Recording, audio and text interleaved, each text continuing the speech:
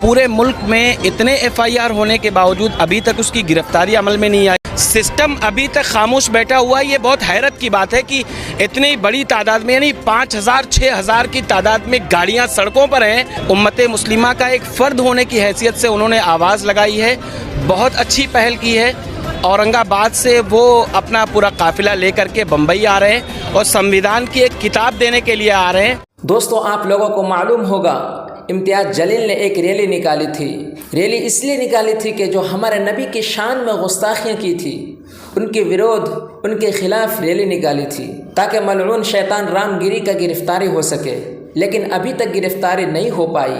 आखिर क्यों नहीं? अगर हम एक शेर पढ़ते हैं तो हमें 24 सेकंड के अंदर गिरफ्तार कर ले जाते हैं, और जब हमारे नबी की शान में गुस्ताखी करते हैं, नबी की शान में बुरा भला कहते हैं, उसे 24 दिन गुजर जाते हैं लेकिन कोई गिरफ्तारी नहीं कर पाते।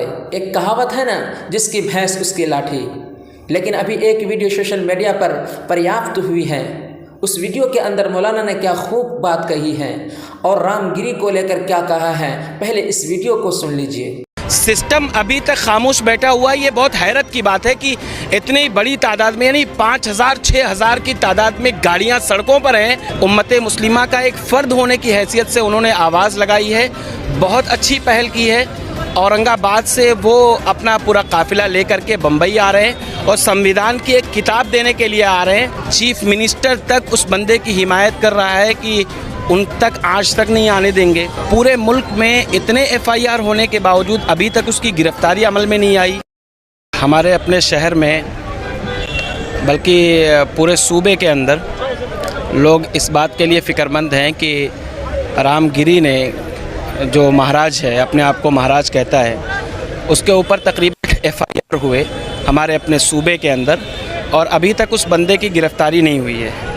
मुसलमानों के जज्बात को ठेस पहुंचाया गया और हमारे जान से ज़्यादा अज़ीज़ हमारे पैगंबर, हमारे रसूल, जिन्होंने पूरी इंसानियत के लिए इंसानियत का पैगाम, तमाम धर्म के मानने वालों की इज़्ज़त, उनका एहतराम, उनके साथ अच्छा सलूक, अच्छा बर्ताव करने वाली शख्सियत, जिसकी वजह से हम ये समझते हैं कि कायनात को बनाया गया, ऐसी अजीम हस्ती के बारे में उस बंदे ने जिस तरीके से अभद्र टिप्पणी की है और जिस तरीके से गलत अल्फाज का इस्तेमाल किया है, और कानूनी हमने रास्ता इख्तियार करते हुए उसके ऊपर एफआईआर किया।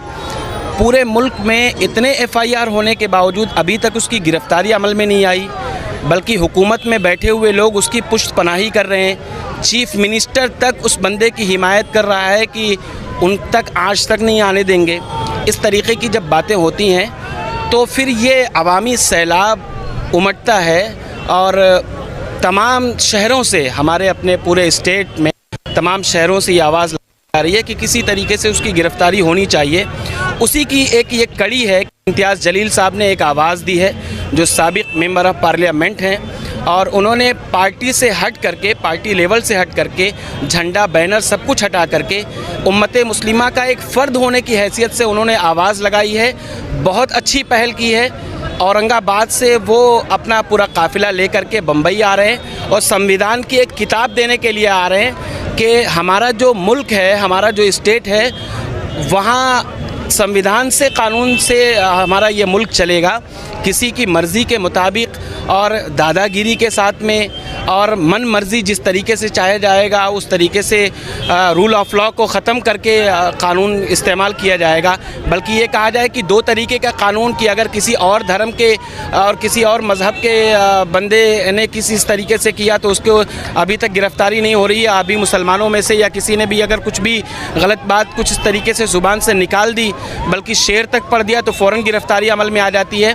तो इन्हीं तमाम चीज़ों को देखते हुए इंशाअल्लाह जब तक गिरफ़्तारी नहीं होगी तब तक इंशाअल्लाह यहाँ से ये आवाम जाने वाली नहीं है। हमारे साथ गैर मुस्लिम बिरादराने वतन भी हमारे साथ में हैं, जो हमारे मुल्क में अमन चाहते हैं, शांति चाहते हैं। हम तो ये कहते हैं कि किसी भी मज़हब के मानने वालों के जज्बात को ठेस पहुँचाना हमारे लिए मुनासिब नहीं है। जिस मज़हब का धर्म गुरु हो, जो उस मज़हब का बनाने वाला या उस मज़हब के यानी पेशवा रहबर रहनुमा हो, किसी के मज़हब के ताल्लुक़ से हमें कुछ भी कहने की इजाज़त नहीं है। हम हर एक की इज़्ज़त, हर एक का एहतराम करते हैं।